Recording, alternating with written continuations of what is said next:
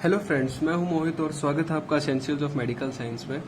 हमारा टॉपिक चल रहा था बेसल गैंग्लिया और हमने उसके न्यूक्लियस वगैरह कवर कर लिए थे। दो चीजें रही थी, एक था एमिग्डालोइड बॉडी और एक क्लोस्ट्रम, जिसकी थ्योरी दे रखी है बुक में। आप पढ़ना चाहो तो पढ़ लेना, इतना इंपॉर्टेंट है नहीं, वो बस नाम याद रखना उनका। और एक चीज तो मैंने बताई दी थी, एमिग्डालोइड बॉडी लिम्बिक सिस्टम का पार्ट है, तो जब लिम्बिक सिस्टम पढ़ोगे तब हमारा एमिग्डालोइड बॉडी अच्छे से कवर हो जाएगा। अब बात आती है functions of the basal ganglia. Basal ganglia के फंक्शंस की बात करें तो सबसे पहला फंक्शन, बहुत इंपॉर्टेंट टॉपिक है फंक्शन ऑफ बेसल गैंग्लिया, समझ में आना थोड़ा मुश्किल होता है, तो इसलिए मैं इसको अच्छे से समझाने की कोशिश करूंगा, तो अच्छे से समझना इस चीज को। तो सबसे पहला फंक्शन है कि ये रेगुलेट करता है मसल टोन। अब ये मसल टोन क्या भला है?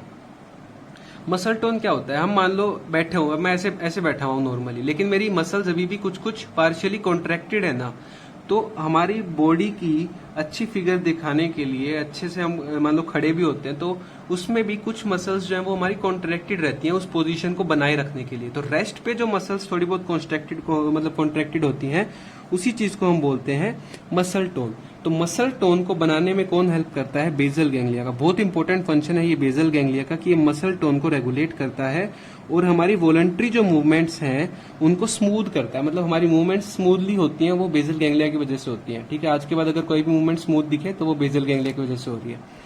उसके बाद सेकंड पॉइंट, ये कंट्रोल करता है एसोसिएटेड मूवमेंट्स। अब इसका क्या मतलब हुआ? मान लो हम चलते हैं, पार्क में घूमने जा रहे हैं, चलते चलते हमारे हाथ हम अपने आप ही हिलाते हैं। ठीक है, ध्यान दोगे तो आप रोक भी लोगे, लेकिन हमारे हाथ हम चलते चलते घुमाते हैं आगे पीछे। तो swinging of arms during walking, ये किसका एग्जाम्पल है? ये बेसल गैंग्लिया के फंक्शन का एग्जाम्पल है, क्योंकि बेसल गैंग्लिया ही है जो ये एसोसिएटेड मूवमेंट्स कराता है। चलना हमारी मूवमेंट है, लेकिन उससे एसोसिएट करना क्या है? हाथ हिलाना। तो हाथ हम क्यों हिला रहे हैं? क्योंकि बेसल गैंग्लिया हमारा काम कर रहा है। तो आज के बाद जब भी पार्क में घूमने जाओ और हाथ हिल रहे हो तो समझ लेना बेसल गैंग्लिया हमारा काम कर रहा है। ठीक है। Similarly it also control the coordinated movement. हमारी जितनी भी कोऑर्डिनेटेड मूवमेंट है उसको भी ये कंट्रोल करता है। मतलब हमारी मूवमेंट्स में कोऑर्डिनेशन लेके आता है। बोलते बोलते हम कुछ काम कर रहे हैं तो वो कोऑर्डिनेशन भी बेसल गैंग्लिया ही लेके आता है। साथ में और भी चीजें काम करती है, लेकिन बेसल गैंग्लिया का भी एक इंपॉर्टेंट रोल होता है। तो ये हो गए दो फंक्शन, पहला मसल टोन बनाना, दूसरा एसोसिएटेड मूवमेंट्स करवाना। अब आते हैं थर्ड फंक्शन पे। थर्ड क्या है कि ये इन्फ्लुएंस करता है प्री सेंट्रल मोटर कॉर्टेक्स। हमारा जो प्री सेंट्रल जो गायरस होगा, ठीक है, प्री सेंट्रल जो मोटर एरिया होता है हमारा, उसका काम क्या होता है कि वो कंट्रोल करता है एक्स्ट्रा पिरामिडल एक्टिविटीज को। एक्स्ट्रा पिरामिडल एक्टिविटीज हमारी बॉडी की है, उनको कंट्रोल करेगा, उसको इन्फ्लुएंस करने का काम करता है बेसल गैंग्लिया। तो एक्स्ट्रा पिरामिडल एक्टिविटीज कराने में भी हेल्प करता है कौन? Basal ganglia. अब बात आती है अगला पॉइंट। अगला पॉइंट है कि सेरिबेलम की, जब हम सेरिबेलम पढ़ेंगे तब मैं आपको बताऊंगा कि सेरिबेलम में जो इनपुट आता है, कोई भी हमारी रिफ्लेक्स वगैरह की जो इनपुट है वो पहले सेरिबेलम में आता है, उसके बाद हमारे ऊपर की तरफ हमारे ब्रेन को जाता है। ठीक है, तो वो इनपुट सेरिबेलम में तो आता है स्पाइनल कॉर्ड से, लेकिन बेसल गैंग्लिया में ऐसा कुछ नहीं होता है। Basal ganglia don't receive any sensory input from spinal cord. कोई सेंसरी इनपुट नहीं आ रहा, जैसे कि सेरिबेलम में आता है वैसा कुछ नहीं होता बेसल गैंग्लिया में। फिर भी बेसल गैंग्लिया कंट्रीब्यूट करते हैं cognitive function of brain. Cognitive function of brain में कंट्रीब्यूशन होता है बेसल गैंग्लिया। कोग्निटिव फंक्शन क्या है? हमारा अटेंशन देना, हम किसी चीज को अटेंशन दे रहे हैं, हमें कुछ चीज याद हो रही है, मेमोरी हुआ, हम किसी चीज के लिए डिसीजन ले रहे हैं, डिसीजन मेकिंग में कोई प्रॉब्लम सोल्व कर रहे हैं, उन सब चीजों में कौन इन्फ्लुएंस करता है? किसका कंट्रीब्यूशन होता है? बेसल गैंग्लिया का। तो बेसल गैंग्लिया के मैंने बहुत इंपॉर्टेंट कंट्रीब्यूशन आपको बताए हैं। मसल टोन में हेल्प कर रहा है, एसोसिएटेड मूवमेंट्स में हेल्प कर रहा है, एक्स्ट्रा पिरामिडल एक्टिविटीज को इन्फ्लुएंस कर रहा है। उसके अलावा कोग्निटिव फंक्शन जो है ब्रेन का, उसको भी ये कंट्रीब्यूशन दे रहा है उसमें भी अपना। तो चार फंक्शन तो यही हो गए ना बेसल गैंग्लिया के, जो कि बहुत इंपॉर्टेंट फंक्शन है। मतलब हम कोई भी प्रॉब्लम सोल्व कर रहे हैं तो उसमें बेसल गैंग्लिया का काम है।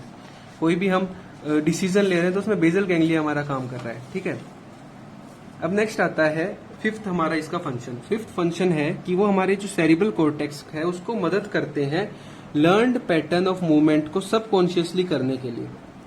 लर्न पैटर्न ऑफ मूवमेंट, हमने जो जो चीजें अभी तक सीखी हैं, हम धीरे धीरे बड़े होते हैं, बहुत सारी चीजें सीखते हैं। जैसे वो चलते वक्त हाथ हिलाने वाली चीज थी, तो कई चीजें हम सीखते हैं हमारे जैसे जैसे हम बड़े होंगे, तो वो चीजें सबकॉन्शियसली करा देता है कौन? Basal ganglia. तो बेसल गैंग्लिया सेरिब्रल कॉर्टेक्स की मदद करता है in execution of learned pattern of movement subconsciously. अपने आप हो रही है, कुछ चीजें हम खुद ही कर रहे हैं, हमें पता ही नहीं, वॉलंटरी भी नहीं कह सकते उसको, खुद से ही हमें बस वो चीज उस टाइम पे हो ही रही है, अपने आप हो रही है, तो वो कौन करा रहा है? बेसल गैंग्लिया करा रहा है, ठीक है। तो ये हो गया फिफ्थ पॉइंट।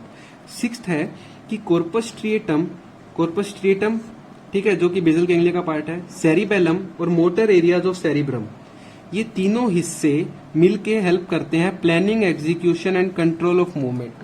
कैसे मूवमेंट करनी है उसकी प्लानिंग करवाना, उसको कैसे एग्जीक्यूट करना है। मान लो गड्ढा आ रहा है आगे, आपको कूदना है उसके ऊपर से, तो उस मूवमेंट को प्लानिंग करोगे, एग्जीक्यूशन होगा, फिर मूवमेंट पे कंट्रोल होगा।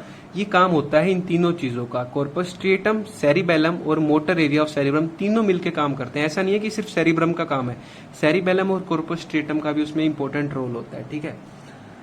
ये हो गया सिक्स्थ हमारा फंक्शन। अब आता है सेवंथ फंक्शन। सेवंथ फंक्शन जो है वो ये है कि कॉर्पस स्ट्रिएटम और सेरिबेलम कोई फाइबर नहीं भेजते स्पाइनल कॉर्ड में, उनका डायरेक्ट कोई एक्शन नहीं करते। वो ऐसा नहीं है कि उनके थ्रू फाइबर्स आ नहीं रहे, बस ऐसा है कि वो सेरिब्रल कॉर्टेक्स को अफेक्ट कर देते हैं कुछ काम को करवाने में। मतलब मूवमेंट होनी है तो वो कैसे होनी है ये चीज वो स्पाइनल कॉर्ड में ऐसा कोई सिग्नल नहीं भेजेंगे कि भाई ऐसे मूवमेंट कराओ। वो सिर्फ क्या करेंगे, सेरिब्रल कॉर्टेक्स में अपना सिग्नल भेजेंगे और सेरिब्रल कॉर्टेक्स को बोल देंगे कि भाई आपको इस तरह से काम करना है, फिर सेरिब्रल कॉर्टेक्स सिग्नल भेजता है स्पाइनल कॉर्ड को। तो corpus striatum and cerebellum without sending fibres to spinal cord modify the effect on spinal cord through projections to the motor cortex and extra pyramidal fibres. उनको अंदर projection अपनी देता है ये।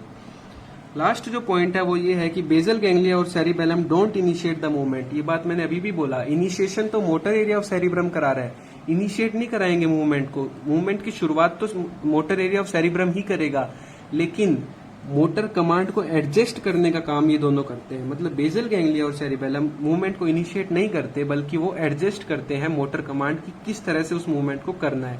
इनिशिएट तो सेरिब्रम ही करेगा। तो ये हमने बात कर ली हमारे functions of the basal ganglia की, ठीक है। तो अगली वीडियो जो आएगी वो आएगी इंटरनल कैप्सूल पे, और हमारा क्रेनियल नर्व्स वाला टॉपिक तो कंटिन्यू रहेगा ही रहेगा। तो अगर आपको बेसल गैंग्लिया समझ आ गया और वीडियो अच्छी लगी हो तो प्लीज़ इसको अपने जितने भी फ्रेंड्स हैं उनको शेयर कर देना, ज़्यादा से ज़्यादा इस चैनल को सब्सक्राइब कर देना। Thank you so much.